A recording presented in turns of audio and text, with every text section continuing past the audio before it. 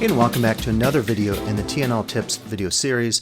As you know, this series focuses on bits of technology, Canvas tips, Zoom tips, other information that hopefully you can use in your class to assist in teaching that class and the success of our students. So today we'll talk about adding links in Canvas.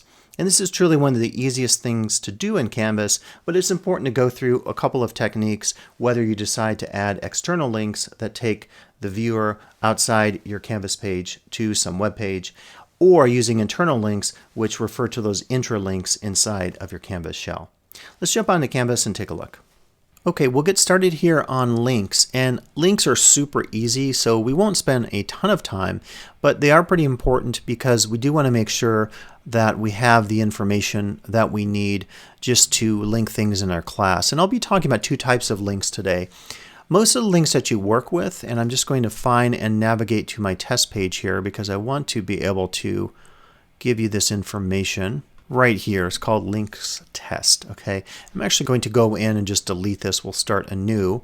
And as you are familiar with, you typically will use the Rich Content Editor. Please watch my video and tutorial on the Rich Content Editor for everything on this page, what's involved. But to get started, we just type our test link here. And what we're going to do is hover over that text or select it, and then we're going to go to the either here, the link tool, or we're going to go to the one here. And let me just see here, it unselected it. So I can use external links. I actually don't want you, or I would recommend not using the links feature to link to videos. There's a much better way to do that. I'll show you that in a second. So I'm going to put in the URL. This is the custom address that lives in your browser. You can go up to the top of your browser. You can select the entire URL or address, and you can either hit Command on your keyboard with the C, or you can go in with your mouse and copy it. And then you'll paste it using the V on your keyboard with your hotkey command, and or using your mouse going in like this and hitting paste. And then that is it. So I can change the name of the link, and I could call it teaching. And then once I change the name of that, it will change it on my Canvas page. I can hit save. Let's see what the accessibility checker. This does this occasionally. It'll detect something and then it kind of doesn't detect it, so I'm not sure exactly. If you do want to ever check the issue of your links and whether they're live and whether they're accurate, please watch my video on accessibility and be sure to just check that out. It's the actual validate links tool that you'll be learning about.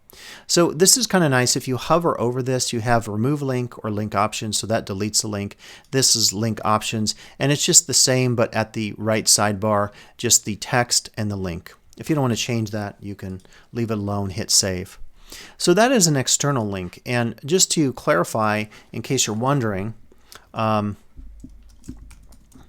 you can always do this in two places. You can insert the link from this menu, external or course links, or I'll select this and I'll go to the thing that looks like a little link in a chain, and I'll this time choose course links. So now we're adding like intra stuff that lives inside of your class.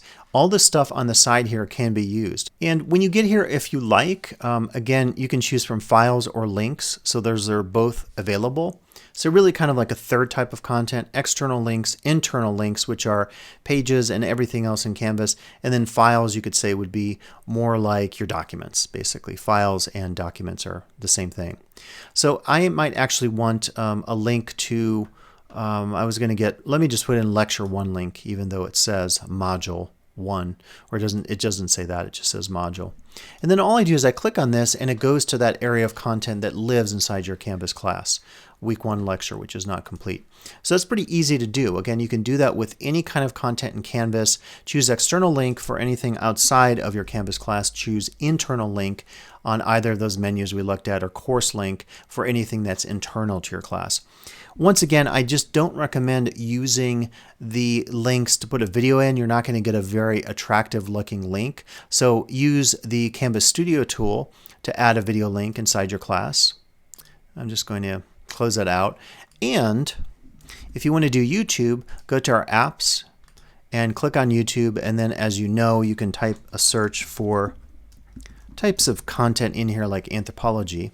And then I can immediately add that in 3 formats, 4 formats: link, small, medium, and large. I prefer the medium, but that's just me. And then this way, you're getting something that's formatted really nicely in here. If you do it through just a link like this, it'll work through the technique I showed you with this first one, external tool, but it's not going to look very good. So I really recommend not using this for anything involving any kind of video or really images. You're going to use the other tools for that. This would be links inside your class, links external of your class, and then, as I said, documents or files. So it's pretty easy to use. When you're done, you'll just hit save, and those will now be enabled in your class. You can always go back in and change them.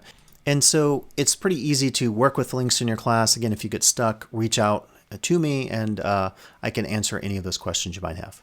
So that'll be it today here in the TNL Tips video series, today talking about the value of using links in your class. Thanks for listening, and I'll be back with more videos in this series shortly.